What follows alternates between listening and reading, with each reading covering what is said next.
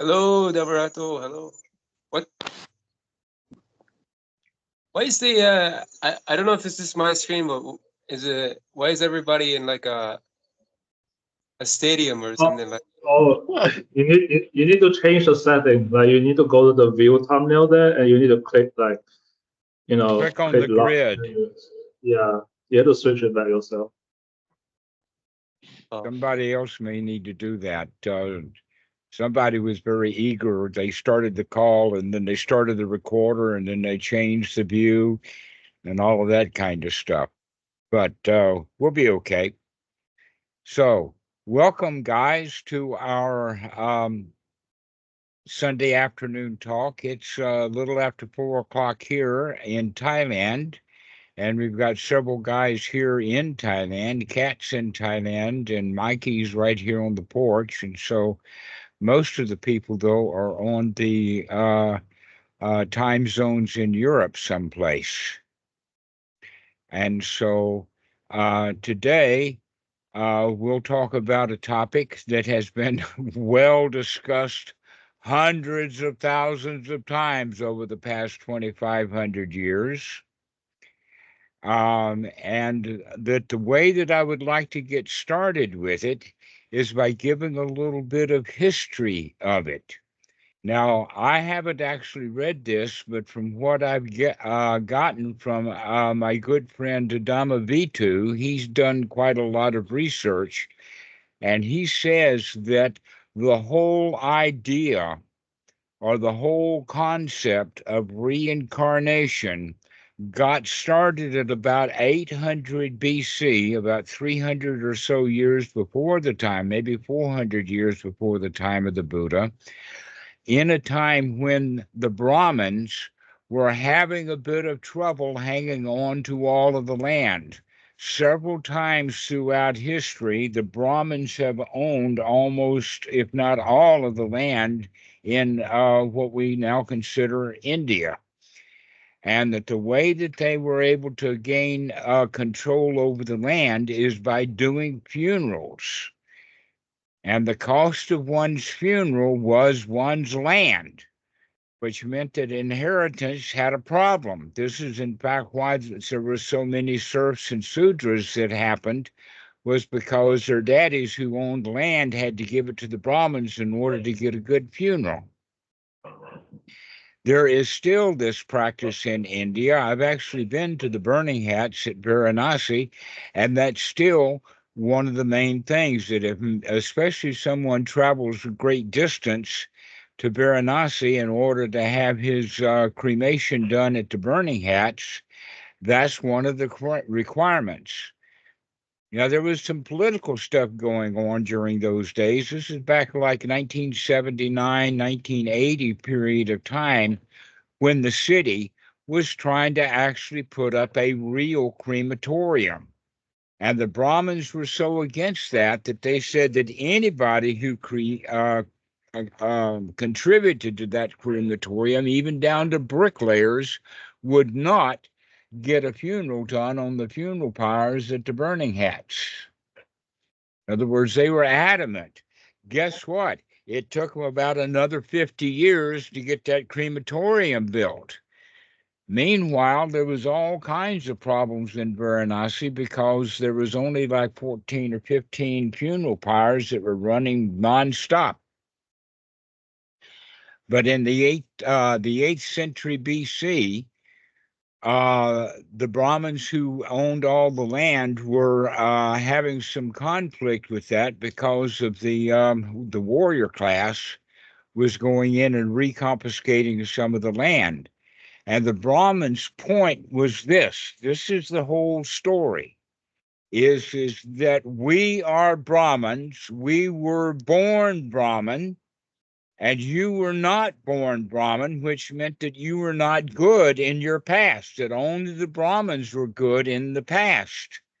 And that gave rise into the whole viewpoint and the whole concept of reincarnation. Now, somehow or another, by about 300 BC, that concept actually got into the Mediterranean area. That before that time, only a king, only a god, only a pharaoh would have an afterlife. Nobody else got one. And in order for a pharaoh to have a great afterlife, he had to get the priest of the local area really involved with the embalming and putting together his funeral and the funeral place and all of that kind of stuff. But surprise, surprise, at about 300 BC, anybody who had any money in Egypt could get a tomb for their rebirth. Very interesting how things spread like that. Now, when the Buddha came along, he could see what a ripoff rebirth and reincarnation was. And in fact, they didn't even have the concept of rebirth. That the places in the suttas where the word rebirth appears is almost an intentional bad translation of the Pali word jati. The Pali word jati actually means to become something or to create something, the way that we would use the word like the birth of the blues. All right, or the birth of a civilization, not a birth of a human being. However, the belief system that the Brahmins had created was so strong that almost all of the people who came to the Buddha to gain the teachings of the Buddha had to put down that very, very strong belief. I mean, after all, it's kind of a delicious belief to believe that you're going to get a second chance. You're going to get another go at it. You know, if you screw up this life, you can get another one or two or a dozen or more. And that the part of that has to do with the fact that built into our DNA is an instinct that is referred to by the scientists as the self-preservation instinct. There's an instinct inside of us, and it has its own language. And the language of the self-preservation instinct is the language of fear. So, an example of that is that you're on a precipice, a high place, and you look over the edge and you have fear. Maybe the fear comes in the form of tingling of the feet, or maybe heart palpitations or other things like that. But what you want to do is step away from the edge. Also, warriors generally don't want to go into battle because they don't want to die. Very few people, in fact, want to die. And the reason generally for people wanting to die is because life itself for them is shit. And they want to die. But the reality is that we all have this self-preservation instinct. Even those who commit suicide are very slow to do it. In fact, almost all, they say, all the suicides are accidents. That they actually succeeded at something they merely wanted to try and fail at. That suicide is generally not an act of committing the killing of oneself. It's almost actually a cry of desperation. So think of it for yourself. How bad off could you get before you wanted to kill yourself? What kind of disease?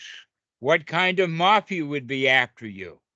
What kind of prison sentence and the bullies in the prison would you have to put up with, etc., like that, before you actually want to die? How about when your body gets so old, so sick, that the next breath is really difficult? That's generally what happens when people die, is that they stop breathing. That's part of the reason why they call it expire.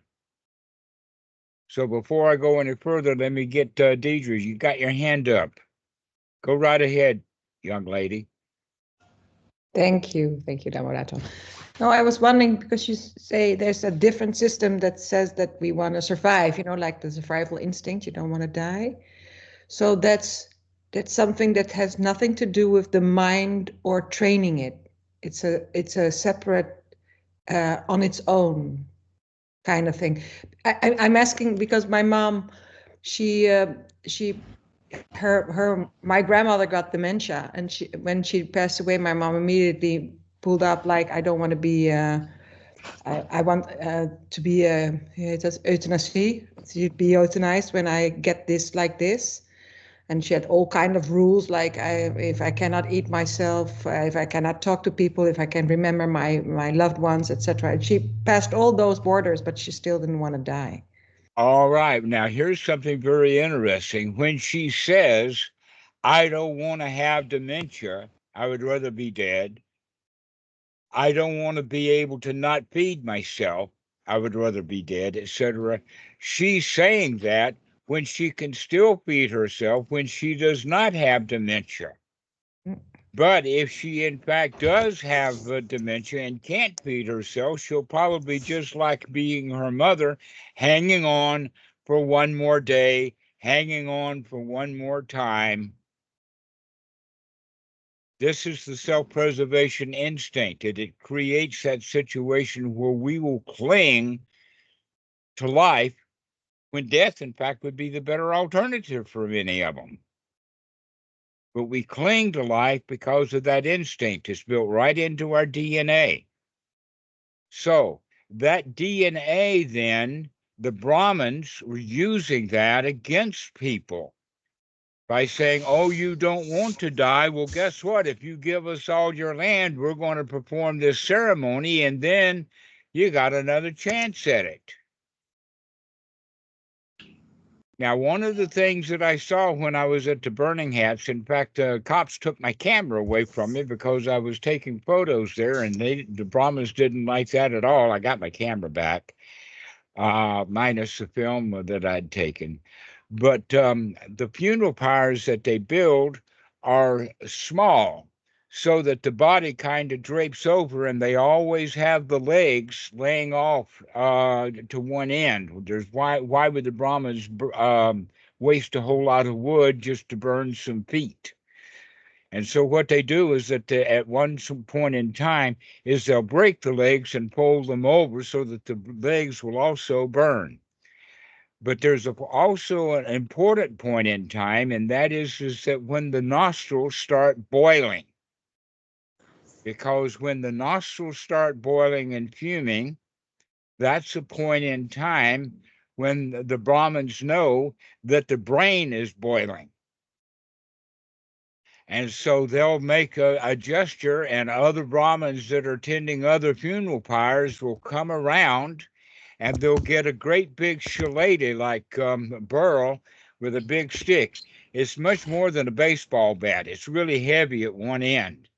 And they'll take that shillelagh, and all the monks around are screaming and shouting in Brahmin language or whatever, the chanting, and then they'll crack that skull open with that big shillelagh. And when they do, brains and steam and smoke and all kinds of things burst forth in a great big cloud. And that's the indication that the person's soul has now been released from the body.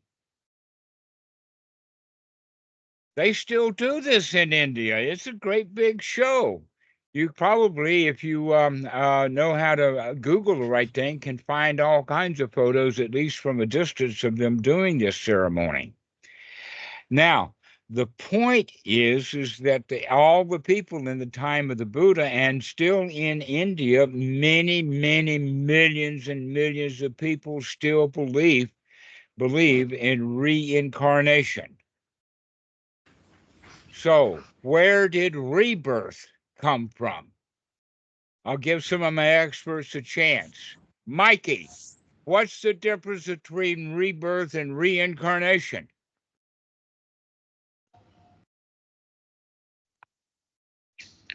Rebirth doesn't necessarily have to involve a soul, whereas reincarnation has surrendered. Actually, okay, you said not necessarily. We could take that part of the phrase out.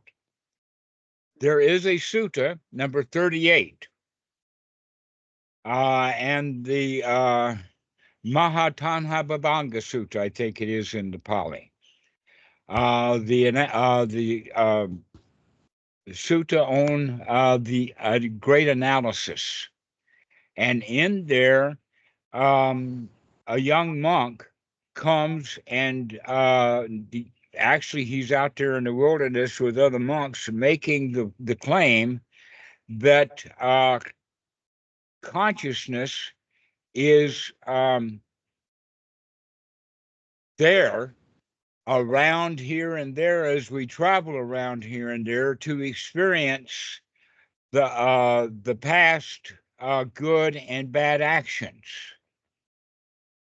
And the monks tried to talk him out of that, and when they couldn't, they took him to the Buddha, or actually they told the Buddha, and the Buddha summoned this monk to come and tell that story, that it was actually consciousness. And so that word consciousness has to be thoroughly understood, and that's what we'll talk about in the next few minutes, that consciousness is dependent. And yet many religions, like Islam and Christianity, talk about consciousness being permanent, that in fact consciousness and the soul are almost synonymous with one another. And that the idea of the word soul is an important one, that you probably heard the teaching of the Buddha as anatta, meaning no self, right? Is that correct, Mikey? No self. You've heard that how many times, right? Very few of you have ever heard it translated as no soul. And yet, in fact, that's what it actually means. Anatta, an easy example is Mahatma Gandhi. That name, Mahatma, is Mahātā, or great soul. Now, they believed in a soul in India long before they believed in a soul in the Mediterranean area. Christianity picked up on the idea of a soul, but the old Jewish tradition was that it was Sheol, or the grave, that when you died, you went to the grave. And yet, this idea of a soul came into the Mediterranean probably around the same time as everybody getting a fancy burial so that they could be risen from the dead someday, which happened to coincide with Alexander the Great's foray into India. And so it seems like that what happened was that the concept was picked up by the Greeks and brought back to the Mediterranean. The idea of a soul. And that the idea of a soul means that the consciousness is permanent. And yet it's very easy for you to see that your consciousness is not permanent, it's temporary. For instance, you go to sleep at night, where's your consciousness? How many are conscious all night long? How many are conscious all day long? Oh no, consciousness floats in and out. It's not permanent. And yet, for some reason or another, the religious idea is that consciousness is so strong, so everlasting, so permanent, that it actually can survive death. Now, if we believe in such things as that, then that means then, oh, well, I'm going to have another chance at it. Why should I go through the hassle and the turmoil of right noble effort to get my act cleaned up this life, when in fact I've got more lives to come? So with that attitude, you can see that this is the primary reason why so few people ever become noble in their mind state is because it's too much work and they've got plenty of time. But when you understand that this is the only life that you've got, you better get your act together now, or you're going to die with your shit. Why should you spend the rest of your life suffering and then have another life full of suffering and maybe a third or a fourth or a fifth life full of suffering before you finally get the idea that maybe this life I'll clean up my act? Well, this is where Christianity comes in. It says, ha, we've got a magical solution.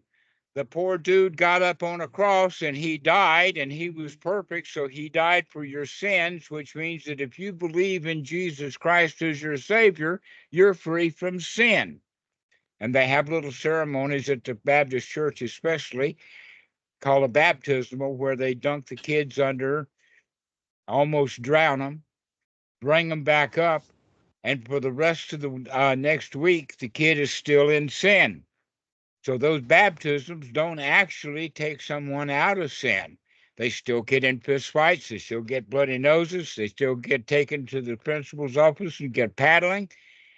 Being a Christian kid and getting a baptism and becoming a Christian doesn't really do the job. Why is that?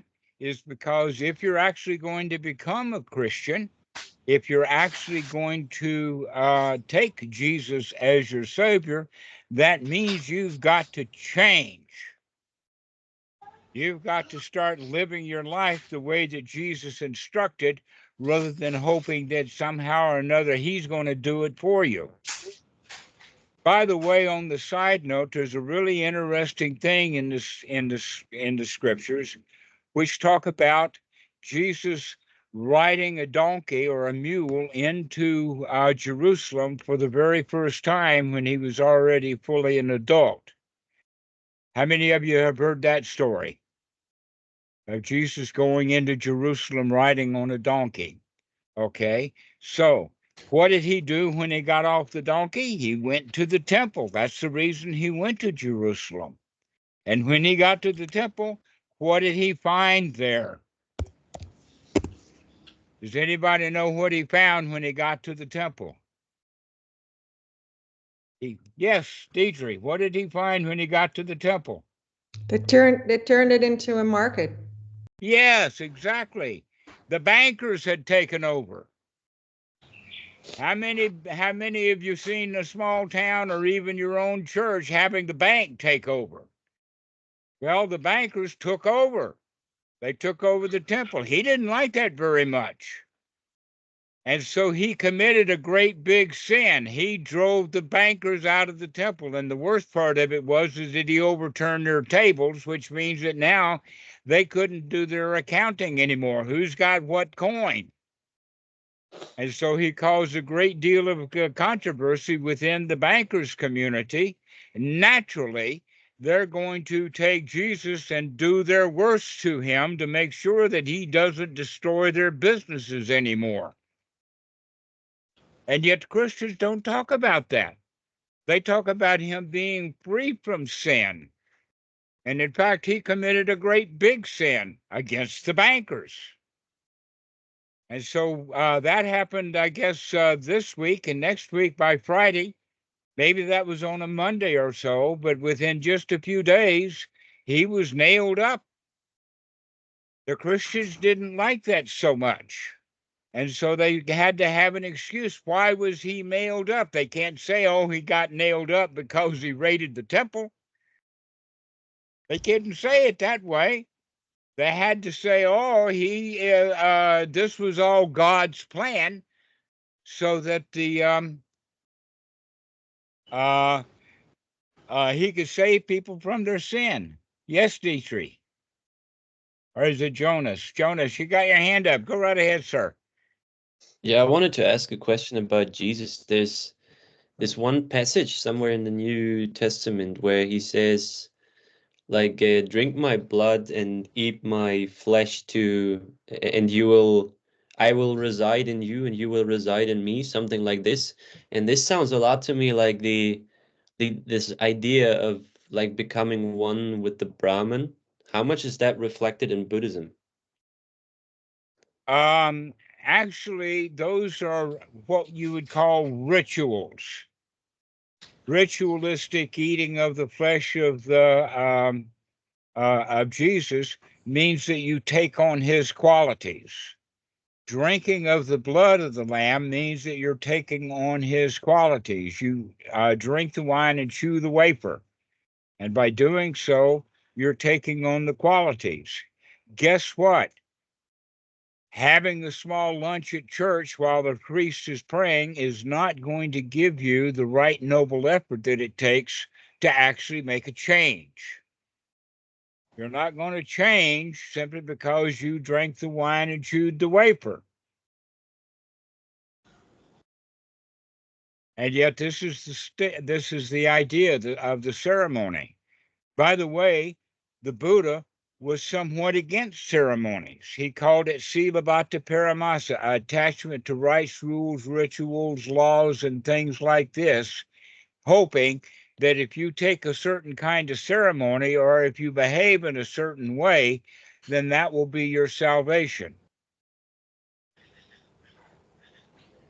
So this whole idea then is that consciousness is temporary. And it's not something that's permanent, but affected by eating a wafer and drinking some wine. That kind of transubstantiation doesn't happen. At least I don't see anybody here who's seen any direct evidence of that ever happening, though the church talks about it a lot. In fact, no matter how many times the priest drinks the wine and chews the wafer, he still wants those altar boys. And so he didn't change very much. But if we can understand that consciousness is temporary, that means then that we can affect it somehow or another. But let's look at it from this direction. Back, what is the difference now between rebirth and reincarnation? Mikey had it almost correct when he said that, reincarnation means that there is a soul that transmigrates from one body to the next, or from one heaven to hell, or some animal, something like that, depending upon the religious beliefs. But rebirth means that things happen, that you'll kick something into motion, and it may have results 300 years from now or 50 years from now, but it's not you who has to put up with those results because you're dead. An example of that, in fact, one of my the interesting ones is that I have heard that it was because of Hitler that the nation of Israel exists. How many of you heard anything like that? Okay, so Dietrich has heard about that. Okay, now the point of it is that yes, there was a Holocaust. Yes, there was a British Empire that broke up the Ottoman Empire. Yes, there was people here and people there, and the Jews wanted back in. In fact, there was quite a lot of Jews already living in Israel at the time. And so Hitler being a direct cause is not possible. It was a string of events. One event after another, through the 1930s, through the 1940s, up until the late 1940s, when the nation of Israel was born. Guess what? It's still having birth defects. It still hasn't gotten a complete life yet. And so it's still in the process of being born. But the point that I'm making is that it's not the way that people think in the sense of cause and effect, that a cause has an effect, and that cause has another effect, and that cause has another effect, and it winds up being a sequence of events. And consciousness being dependent means that it's just one step in a long progression of cause effects. and that the real teaching of the Buddha is that we can begin to affect those cause and effects. Go ahead, Dietrich. Yeah, it still makes it sounds a little bit like that you are just a little step in a whole string of events, but that's still, that you're a little how do you call it, chain in a large. It's a chain of events, exactly. Yeah, but still it is that you have to be heedful about your actions, because you still have an influence, even if you're a little small chain. You still be really careful about what your actions are and try to predict what those actions are gonna cause. Exactly. I need to in long term, not in short term. Well, the short term is all we have. But what we do in the short term is going to affect the next short term, which is going to affect the next short term after that. There's many, many different examples that I can give to this, and I'll give one of them now. A 14-year-old boy was standing beside his father when his father got shot in the back. 14 years old. At the age of 21, he managed to get a hold of a pistol. What did he do with it? He shot the guy in the back who shot his dad in the back. Now, what's responsible for that? Did the guy deserve getting shot in the back? What if the kid wasn't there? What if the kid had not remembered the guy? What if the kid had forgotten all about it? What if there was no gun available? You see all of those causes and effect sequences that are all there together. Okay, so here's another example that I think is quite cute too. Hitler died and went to hell, but they didn't have a hell hot enough for him, and they knew that, and so they let him be reborn as a donkey. And he was given as a donkey, he was given to a little girl. The little girl then loved that donkey very much, but the donkey stomped on her foot one day and broke her foot, and the daddy didn't like that. He pulled out his pistol and shot the donkey. Now, was that donkey getting shot, was that the cause of Hitler killing all of those Jews, or was it because he stepped on the girl's foot, or was it because the dad didn't like it? What was the cause? What was the effect? The answer to that is this very, very complicated.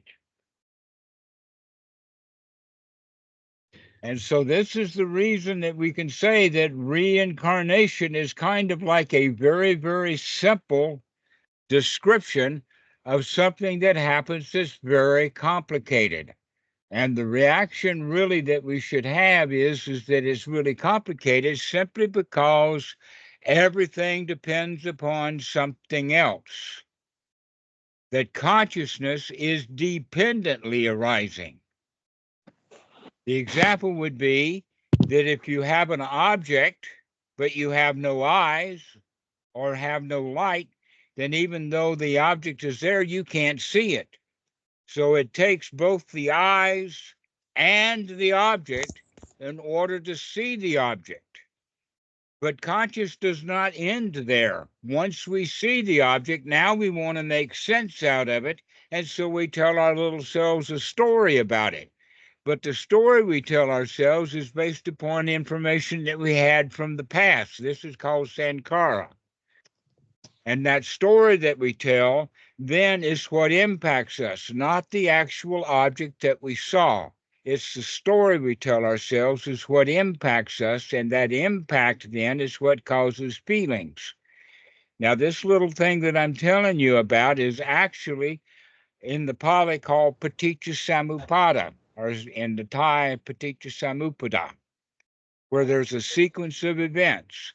The eye contacts the object, and the mind becomes conscious of that object, but it doesn't end there with consciousness. it now has to tell a story about it. And that story is actually what we would call naming the object. And so the Namarupa. And we tell ourselves a story about the object. And that story we tell is called Salayatana. And that Salayatana then is what impacts us, called Pasa in the Pali. And that's what gives rise to feelings. Altogether, there's 12 steps of dependent origination, and I've only started at step 3 and gone to 3, 4, 5, 6, and 7. But there's a complete sequence of events that happens, and that sequence of events is determined by consciousness being temporary. And so if we can understand that things are temporary, everything is changing. Does anybody here know of something that doesn't change at all? I do. Deidre, go ahead.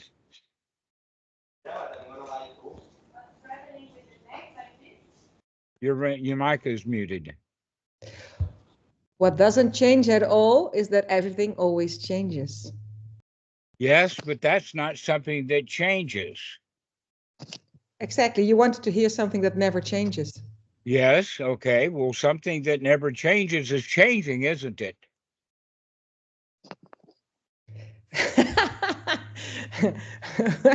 Wait a minute. Wait a minute. You're saying that my concept of change doesn't change, and yet, yes, it does.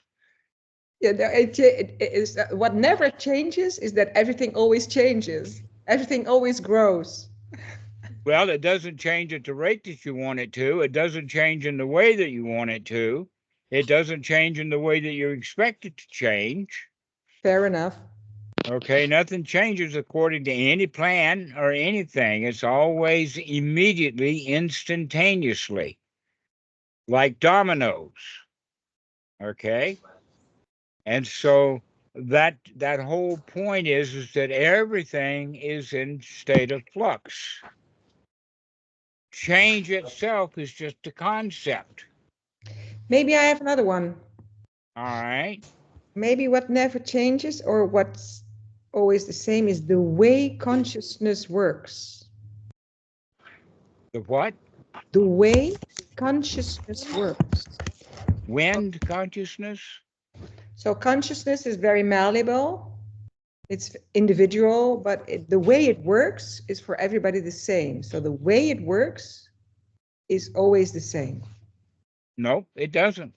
You can have two kids in a bed, or you can have two kids in a room in two different beds, and you can yell loudly, and one of them will wake up and the other one doesn't. Well, let's say then the way consciousness learns, maybe. Well, it doesn't learn. I know a whole lot of people who haven't learned anything in years. Well, then we maybe have a different view on what consciousness is. Right, okay. So consciousness then is the ability to take in information. There is eye consciousness, but eye consciousness only happens when there is something to see and eyes to see with. There is sound consciousness, but sound doesn't exist in a vacuum. It also doesn't sound does not exist when Tam's got her headphones on. Because I can yell at her from across the room. She doesn't hear me. Okay, so everything is mixed together like that, but you have to have the sound, you have to have the ears, and you have to have that contact. So in fact, you can say there's two kinds of contact: the contact with the sense organ, and then later a contact with the mind. Yes, Ben, go right ahead.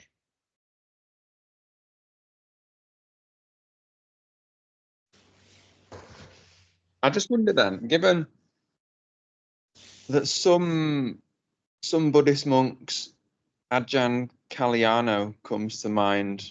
I've heard others, but they can talk very specifically about if this person does this, then they'll be reborn. You've got 7 lives left to live, and if you do this, you'll be reborn as a hungry ghost. and if you do this, you'll be reborn as an animal. Like, are they just making it up? Like, where are they getting it from? Like, They're making it up based upon lack of understanding of what they're reading in the sutras. More than likely, bad translations and bad teachers. okay. So let's use the example of a hungry ghost. Now, the picture of a hungry ghost is like a great big vessel that's got a very small opening at the top, like for a lid. And that the hungry ghost means that their desire to be filled is greater than their capacity to take stuff in to get filled. And what we have with a hungry ghost is basically nothing but greed. So if you get greedy, you are right then and there reborn as a hungry ghost. Another example would be a dumb animal. Basically, when we think of Westerners especially, we think of a dumb animal as a worm or a mosquito or something, but the Buddha was referring to as draft animals. Now, the draft animal, the donkey or the bull, has to do its duty of carrying a burden. So, the example that I have is from my time in India. I saw a donkey with a great big beam, not big in the sense of like this, but one that was, 20 feet long and maybe 4 inches around. It was strapped to his back, and as he walked around in a 30-foot circle, it had a mill stone that it turned, and the guy on duty then had a big bag of sugar cane, and he'd feed the sugar cane into the mill, and out at the bottom would come sugarcane juice, and he'd sell that sugarcane juice for 10 rupees.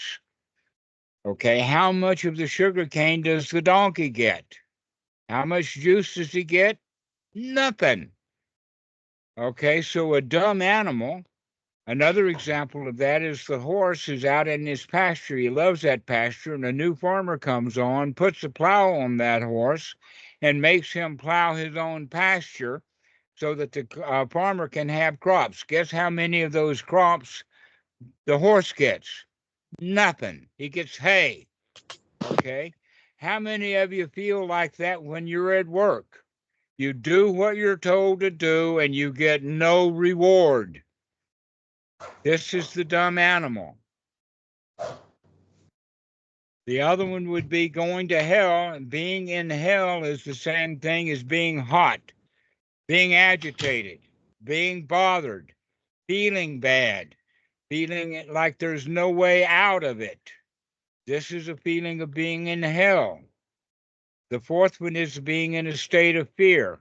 It's referred to as the Asuras, but you would think of it as in the form of the Titans.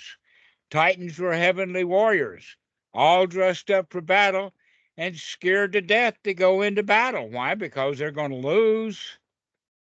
And so there's these 4 states of doing what we don't want to do, and are doing what we're told to do and not liking it. That's the animal. Wanting something that you can't have is the hungry ghost. Being in a state of deprivation, being in great hunger, being great desire, being angry and not able to do anything about it is a hell state. And then being afraid and not being able to do anything about it. That's the 4th one. These 4 woeful states are the natural outcome and in fact, they're listed as part of this thing that I was talking about before, Paticca Samuppada. When you tell yourself a story and you have bad feelings about it, and then you want something, you become a hungry ghost. If you hear something and you don't like it and you get angry, you become a hell being, etc., like that. These are mental states. So, in fact, we can say that we don't have to believe in rebirth and reincarnation after you're dead, that you're going to get another life. Oh, no, you can create that new life right here on the spot.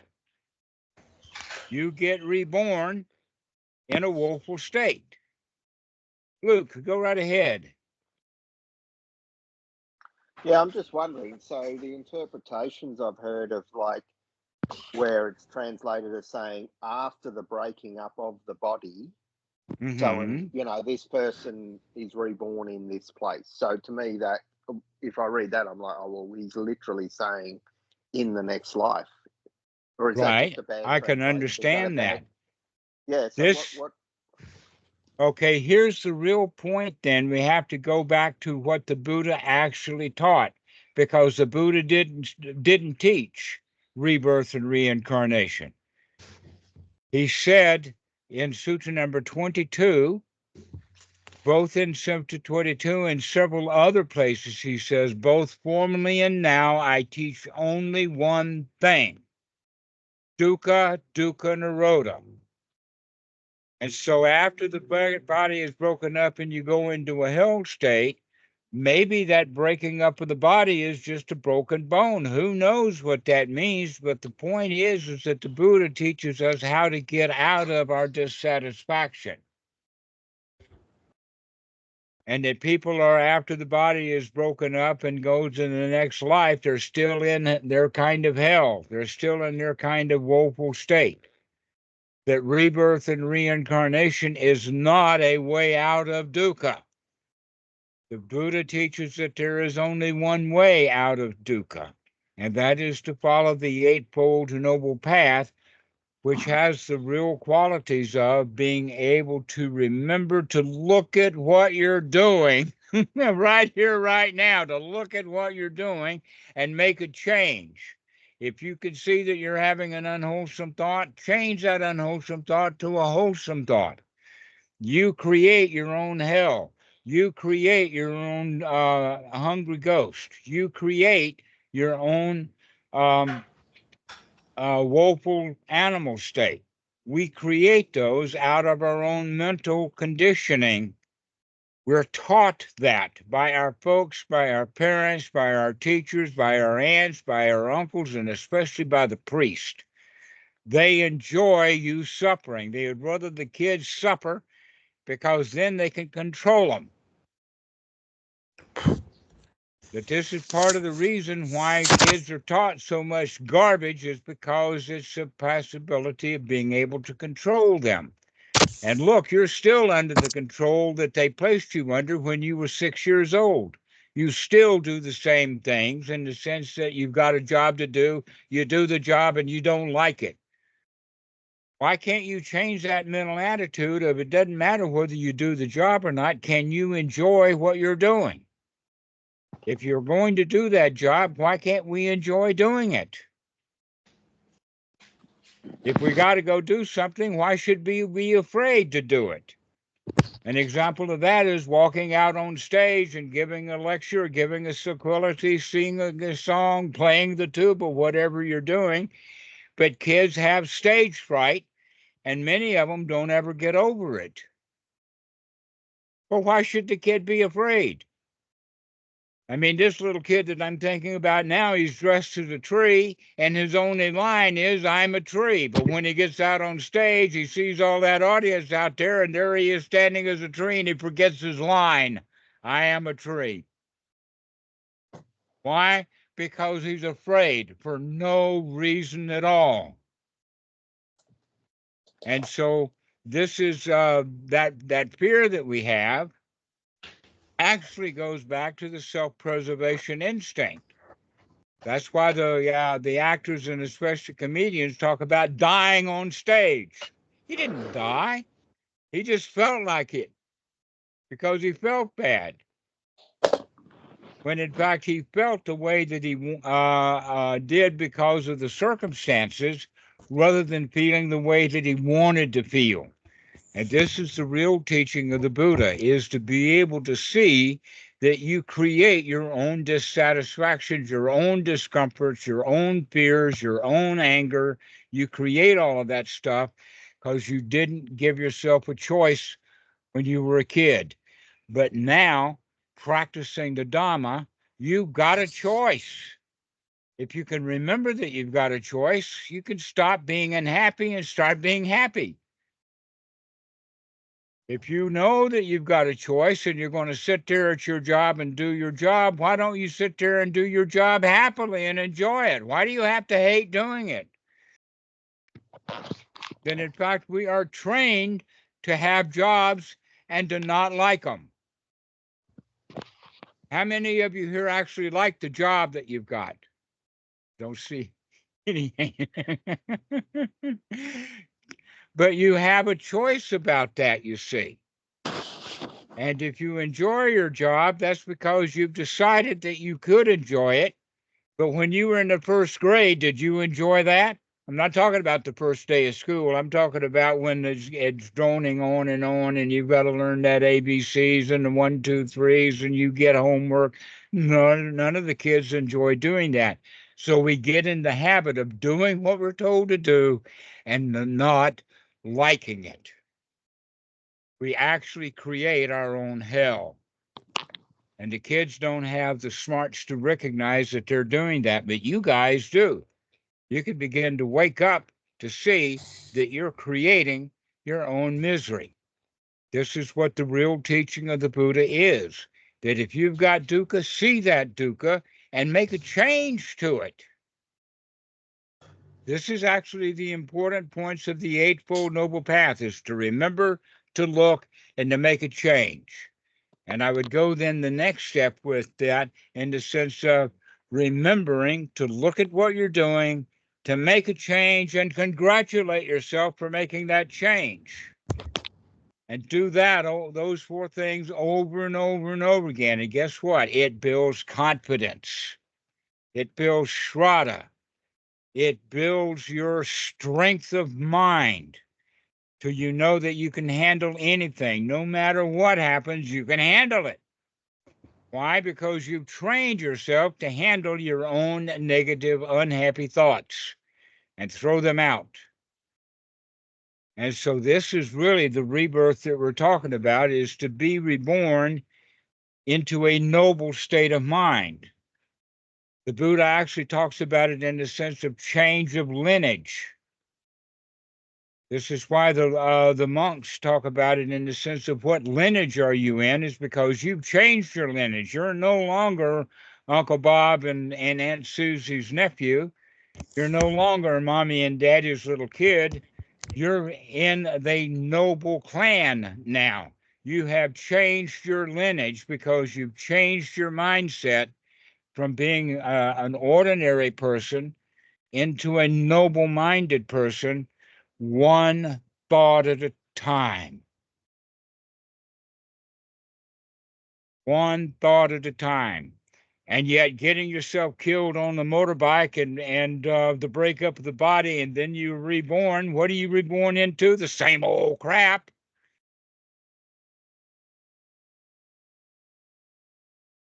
That's the problem with reincarnation, is it doesn't improve things. This is why they have the lie that they tell each other about making merit. Oh, if I build a temple and then die on that motorbike, and then after the breakup of the body, I'll be better off because I built a temple in the last life, or I fed the monks, or did something like that. Actually, in reality, if anything, if you practice generosity and continue to practice generosity, then you will be born into the noble state of being generously minded rather than selfishly minded. And so somebody could ask me a question something like this: are you sure that rebirth and reincarnation don't exist? The answer to that is, it doesn't even matter.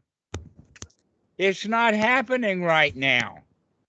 If it does, I'll be there waiting for it. I'm going to make sure that when I die consciously so that I can make sure of what's going on. But right now that I'm alive, I don't have a clue. But I do know that if I believe in that stuff, it will slow me down in my progress.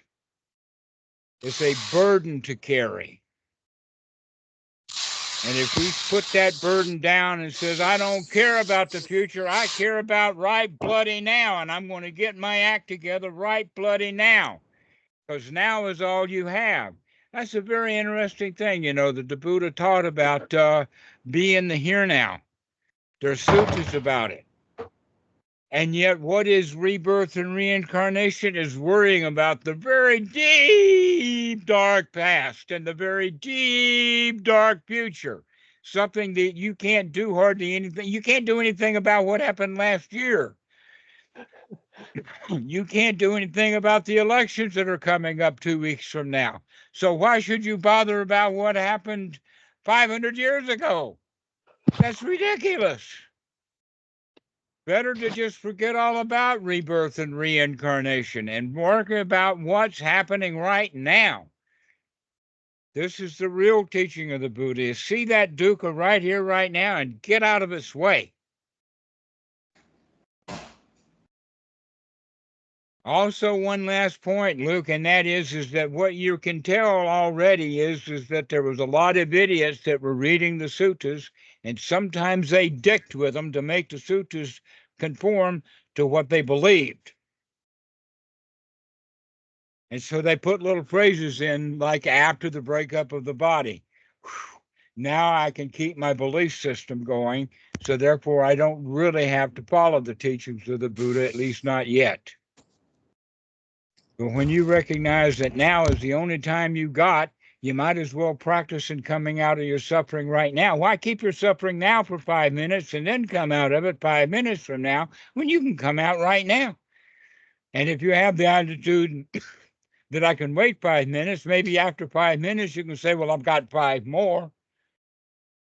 And you may 5 more into more and more and more dissatisfaction, more and more suffering, when in fact you've got a choice right now to come out of it. Better to come out right now. And so in that regard, the teaching of rebirth and reincarnation is more under the category of irrelevant rather than just merely ridiculous. It's an irrelevant teaching. But if you think that it's relevant, it may interfere with something that's really useful in teaching. And that is to be happy right now. Don't worry, be happy. Teacher, you got your hand up. Yeah, I wanted to share something about being really grateful for the Dhamma, because I had a gallstone attack on the day before yesterday. I ended up in hospital getting morphine. Whoa, what a treat. But while doing it was very painful, but while having an attack, I was saying, this will pass, this moment will pass, this pain will pass. And I can also be very grateful for living in this time, getting to a hospital in 10 minutes, getting morphine, that morphine exists. So I can have all different thoughts about this pain. And that was so cool. It was the Dhamma in practice. Congratulations. I'll add one point to that. And that is that when you say this too shall pass, there's an underlying current in there. And that underlying current is, I can handle this right now. I can handle this. It'll pass. But if you have the idea that I can't handle this, then it doesn't matter whether it'll pass on later or not. I can't handle it now. But if you have that attitude, oh, it's not that bad, I can handle this, that's in fact the way that we want to have. That's a very, very good lifelong phrase to pick up and repeat often. No matter what happens to you, you can say, I can handle this. The Buddha even talks about it in the sense that no matter how obstructed the mind gets with hindrances, no matter how obstructed with unwholesome thoughts, I can throw those unwholesome thoughts out and come back to reality and see things the way that they really are. And that really are, pain is just a body sensation, and I can handle it. So, Jamie, do you have any final remarks with this? Yeah, I mean, I think that I mean, I'm not fully convinced by your kind of thesis. I'm not trying to convince you of well, anything. listen. Like, one sec. The Buddha, I think he did have all these visions of kind of rebirth and stuff. That's what the night under the Bodhi tree is supposed to be. Is he saw under the beings Bodhi passing tree, he away and figured being out the Four reborn. Noble Truths. Under the That was Bodhi the third tree, one, but the first two was him seeing beings being reborn according to their karma and whatnot. right? And Okay. I believe that it's quite likely he had that experience, but I guess my issue with it is that even if he did have that experience, it couldn't prove to him that what he saw was causality, that it was the truth. He could only know that he'd had an experience of seeing sort of beings being reborn. And I guess there's no way to get from that experience to actually knowing reality as it is in itself. Yes, there is. Let's go through those 3 watches of the night so that everybody is up on this the topic. The first watch of the night was seeing how things keep getting repeated over and over and over again. Maybe the name this and the name that, and the situation is this, and the situation is that, but everything keeps happening over and over again. The second watch of the night is what is called watching beings coming and going. The example that I use is you're sitting on, let us say, the roof of a building, and down below is a hardware store, and you see a guy going in, and then a minute later you see him coming out. The guy that came out is not the same guy that went in. He went in looking for a hammer and he came out with a shovel. It's not the same guy. We change over and over again. This is what we mean by the coming and goings of beings, is that today you have this attitude, and then 10 minutes later you've got a different attitude. You're not the same person. We are taught that we're the same person. That's personality view. Personality view is that I am who I am. I was that way when I was in diapers. I was that way when I was in the first grade. I was that way when I was 12. And I'm this way as an adult. I was this way in college. And our memories do that by tricking us. The fact is that you are not the same person who was in diapers. You're not the same kid that was 12 years old. You're not the same kid that entered college who graduated from college. You change.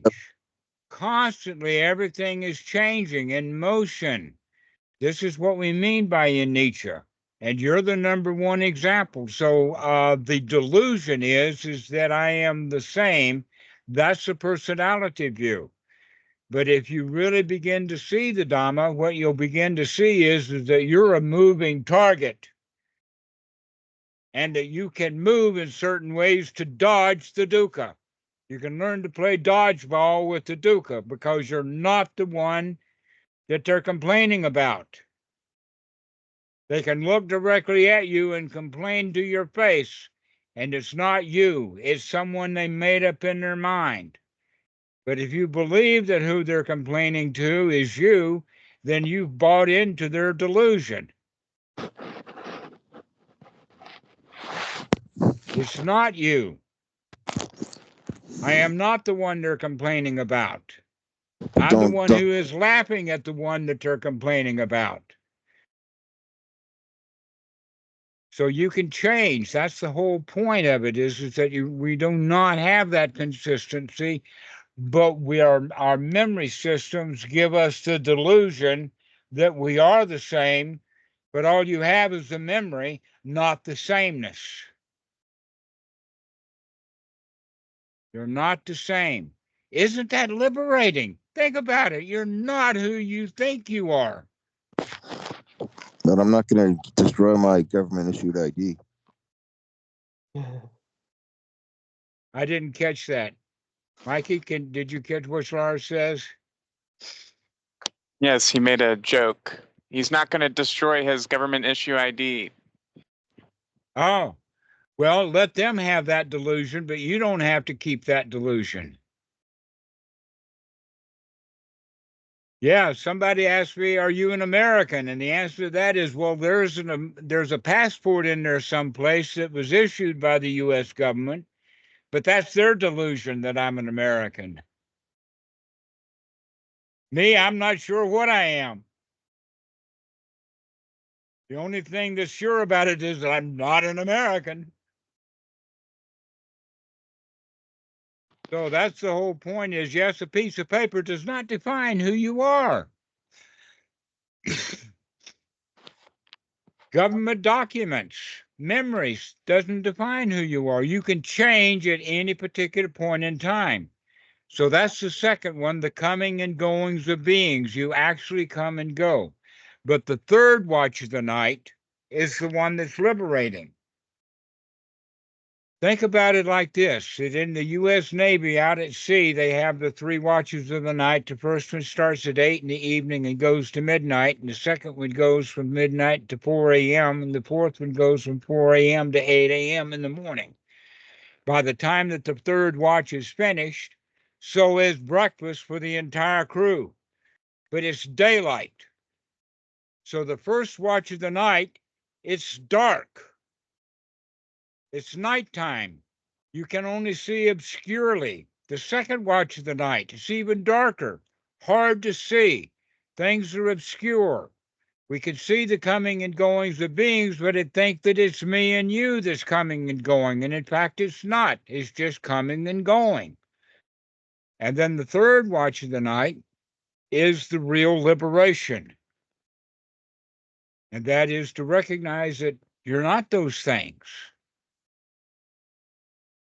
Now you've got daylight. Now you can see what's going on if you look. So these are the third watches of the night. The first 2 are based upon delusion, and the third one is liberating. To wake up and see that you do have choices. So, Mark, do you have any final questions, any final statement to make? No, not at the moment. It's been great to join you. Hopefully see you all again sometime soon. I didn't hear what you said. Micah, can you help me? Yeah, he said it's been great to join us and he hopes to see us soon. All right. How about Thomas and friend? Do you have anything to say? What about Kate? No, it's been really interesting. Thank you. Yeah. And yeah, I loved it as well. Always so much to take in. I'll probably have to listen again to some things. But yeah, great teaching. Thank you. Okay. Good one. Kate, your name. Welcome. Thank you. Martin, how about you and your friend? Do you have anything to say? No, thank you. Thank you, Dhammarato. Thank you. All right. Great. Good one. Ivan, you've been quiet this whole time. Do you have anything to say? Nothing, because yeah, it's a very interesting talk. Listened to it quite a few times, so I'm familiar with it. Excellent, excellent. So if nobody else has anything to say, Mikey, will you take this thing home? Yes, I'm glad to see we have some new people joining us today. Go ahead and, y'all are here on Skype. Go ahead and join us on Discord as well. In order to find that link, you can go to the YouTube channel and check out the YouTube description of our latest videos. And there you can also find a link to join and sign up for OpenSanghaFoundation.org. It's become a really great resource and has already been used by many people. We get new signups daily now. And it's an effort to bring Sangha together, both online and in person, to assist people in finding Watts and teachers, and of course, making friends. Yes. So, welcome to Sangha. And, remember, it is Excellent. one of the triple gems that the Buddha established. Yes, the new tagline for the website Open Sangha Foundation, it's Facebook for the Buddhas. So come and make friends. Come and post. Come and make comments. Come and follow people. We've got all the stuff that Facebook has, except it is beautiful. All right. Well, thank you all. I very much appreciate you coming. Thank you. Thanks, Dhammarato. Thanks, everyone. Thanks, See you later. Dhammarato. Bye-bye, folks. Bye. Cheers. Have a good one. Yeah, everyone. Bye-bye.